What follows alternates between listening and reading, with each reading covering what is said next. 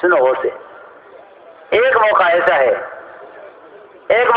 ہے کہ اگر وہاں خرچ نہیں کرو گے تو اپنے ہاتھوں ہلاکت میں اپنے آپ کو اپنے ہاتھوں ہلاکت میں ڈالو گے. یہ فرمایا قرآن نے، وَأَنفِقُوا فِي سَبِيلِ اللَّهِ، وَأَنفِقُوا فِي سَبِيلِ اللَّهِ. دیکھو یہ میری بات یاد رکھنا، یہاں انفاق فی سبیل اللہ سے مطلق انفاق مراد نہیں ہے، بلکہ اللہ کے راستے میں پھرنے اور خروج پر خرچ کرنا ہی مراد ہے. یہ بات ذرا توجہ سے سننا، کیونکہ لوگ کہتے ہیں کہ جی کیا بات ہے، ہم خرچ کر رہے ہیں، آپ تقریباً خرچ کر لیں، میں بیواؤں پر، یتیموں پر، مسکینوں پر، خیر کے کاموں پر، مدارس پر، مساجد پر، مکاتب پر، دینی طریقوں پر خرچ کر لوں، اس کی کیا بات ہے. نہیں، میری بات کی طرف توجہ دینی ہوگی. میں عرض کر رہا ہوں اس آیت میں انفاق، انفقوا فی سبیل اللہ، جہاں اس سبیل اللہ سے اللہ کے راستے کی نقل و حرکت پر خرچ کرنا ہی مراد ہے. یوں قرآن میں خیر کی راہ میں خرچ کرنے کے فضائل بہت ہیں، بہت آیتیں ہیں، بہت آیتیں ہیں قرآن کی، میں کہاں تک پڑھوں گا، بہت آیتیں ہیں، دیکھ لیجو. لیکن مجھے اس آیت کو اب عرض کرنا ہے کہ یہ انفاق فی سبیل اللہ، اس میں کمی کرنے پر اپنے ہاتھوں اپنے آپ کو ہلاکت میں ڈالنا، یہ اس کے علاوہ کسی انفاق کے ساتھ نہیں ملے گا. میری بات توجہ سے سننا بہت. میرا دل چاہتا ہے کہ ہم سب کے سب اجتماعی طور پر کسی ایسے نتیجے پر پہنچیں جس سے اللہ کرے اس کام کا حق ادا ہو جائے.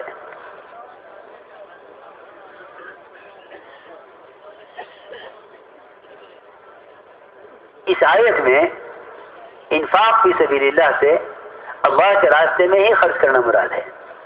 اللہ فرما رہے ہیں وَأَنفِقُوا فِي سَبِيلِ اللَّهِ وَلَا تُلْقُوا بِأَيْدِيكُمْ إِلَى التَّهْلُكَةِ، کہ اللہ کے راستے کی نقل و حرکت پر خرچ کرو، اس میں کمی کر کے اپنے ہاتھ اور اپنے آپ کو ہلاکت میں مت ڈالو.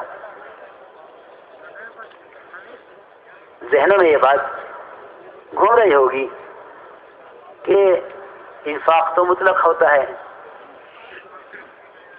دیکھو میرے دوستو عزیزو، قرآن کو سمجھنے کے لیے صحابہ کو سمجھنا ضروری ہے. جو صحابہ کو نہیں سمجھے گا وہ قرآن کو نہیں سمجھے گا، نہیں سمجھ سکتا قرآن کو. صحابہ کو سمجھے بغیر قرآن کی تعویل تفسیر نہیں کر سکتا. صحابہ اکرام قرآن کی عملی تفسیر ہے،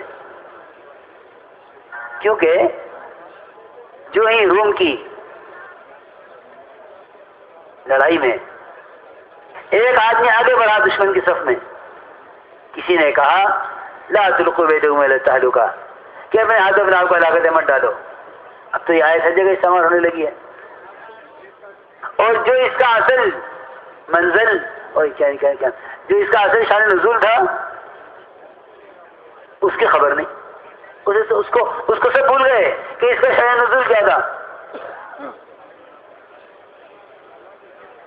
اس آیت کو کہیں بھی پڑھ دینا تو معلوم ہے، لیکن یہ آیت کیوں نازل ہوئی تھی، کب نازل ہوئی تھی، اس کی خبر نہیں ہے. جیسے ہی ایک آدمی روم کی صف میں داخل ہوا اور نکل کر آگے دوسری طرف سے لوگ چیخے کہ اس نے تو اپنے ہاتھ اپنے آپ کو ہلاکت میں ڈال دیا، فوراً بولے ابو ایوب انصاری رضی اللہ عنہ خاموش ہو جاؤ، تم لوگ غلط کہتے ہو. اس آیت کو ہم جانتے ہیں، تم نے قرآن کو پیچھے بدل دیا، اور اس آیت کو ہم جانتے ہیں. یہ آیت ہم مدینے والوں کے بارے میں نازل ہوئی تھی، جب ہم نے ارادہ کر لیا تھا کہ، اور واقعی میں حقیقت بتاؤں کام کرنے والوں کی کیا بلکہ اپنے حال کا ترجمہ کروں، یہ بھائی ماشاءاللہ عملہ بہت ہے، کام کرنے والے بہت ہیں، ملکوں میں بھی ماشاءاللہ کام پہنچ گیا ہے، اور ماشاءاللہ آپ نے تو بہت کچھ کر لیا ہے، اب تھوڑی سی فرصت ہونی چاہیے، کچھ اپنے کاروبار دیکھو. ہاں بھائی ابتدا میں تو وہاں کام نہیں تھا فلاں علاقے میں بار بار جانا ہوا, اب تو الحمدللہ وہاں بھی کام ہو گیا, یہاں بھی کام ہو گیا, کام کرنے والا عملہ بھی بہت تیار ہو گیا اور کام پھیل بھی گیا ہے, اور مسلمان زیادہ بھی ہو گئے ہیں اور دین کے مددگار بھی بہت ہو گئے ہیں. بالکل جو میں الفاظ کہہ رہا ہوں صحابہ کرام نے حضور اکرم صلی اللہ علیہ وسلم سے چھپ کر آپس میں یہی مشورہ کیا. اور دیکھو روایت میں ہے کہ ہمارا یہ مشورہ نفاق پر یا نعوذ باللہ اسلام کو نقصان پہنچانے کے لیے بالکل اس نیت سے نہیں تھا کہ ہم منافقین کی طرح پیچھے رہ جانا چاہتے تھے. ہم نے تو یہ سب کچھ صرف اس لیے سوچا تھا کہ اللہ کا فضل ہے, کام کافی پھیل گیا ہے, کام کرنے والے بن گئے ہیں, عملہ تیار ہو گیا ہے. صرف 6 مہینے اگر ہم مدینہ منورہ میں رہ کر اپنے کاروبار دیکھ لیں, کچھ زمینیں درست کر لیں, کچھ مکان ٹوٹ گئے وہ ٹھیک کر لیں, 6 مہینے کے بعد آپ ہمیں جہاں چاہیں بھیج دیں, ہم تیار ہیں.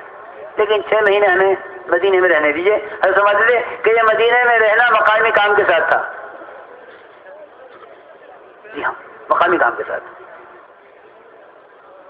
اس کی ہم اجازت دیتے ہیں. اس کو صحابہ سوچ کر لائے. ادھر قرآن نازل ہو رہا, اس پر آیت نازل ہوئی ہے.